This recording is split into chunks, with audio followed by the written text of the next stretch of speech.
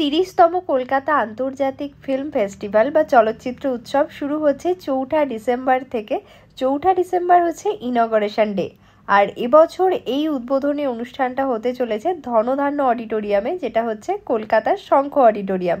এবং এই অডিটোরিয়ামটা এতটাই সুন্দর, কিছু বলার নেই। আর রাতে তো এখানকার বাইরের যে মানে সিনটা থাকে দেখতে এতটাই সুন্দর লাগে, লাইট দিয়ে বলো, এবং সেটা আবার ফিল্ম ফেস্টিভ্যালের জন্য এত সুন্দর করে সাজানো হয়েছে, দেখেই চোখ ধাঁধিয়ে যাচ্ছে। আলোর রোশনাই এখানে পুরো। আর যেহেতু আসতে চলেছে বহু তারকারা এখানে, তো তাদেরও যাতে চোখ ধাঁধিয়ে যায় সেই জন্যই কিন্তু এত সুন্দর করে সাজানো হয়েছে।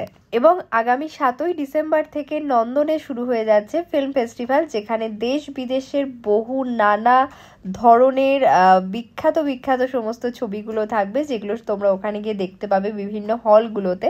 এবার একটু ধনধান্য অডিটোরিয়ামের ভেতরে গিয়ে কি হচ্ছে দেখা যাক। আমি যেহেতু আগের দিন গেছিলাম প্রিপারেশন ডেতে, তো এখানে বিভিন্ন যে অনুষ্ঠানগুলো হবে সেগুলোর প্রস্তুতি পর্ব, একটু রিহার্সাল চলছিল।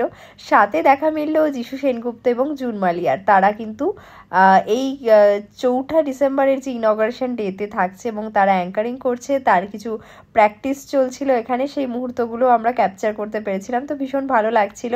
তো সবাই মুখিয়ে আছে, আমরাও মুখিয়ে আছি, তোমরাও নিশ্চয়ই মুখিয়ে আছো 4 ডিসেম্বরের অনুষ্ঠানটা দেখার জন্য। দেখা হচ্ছে নতুন ভিডিওর সাথে। টাটা।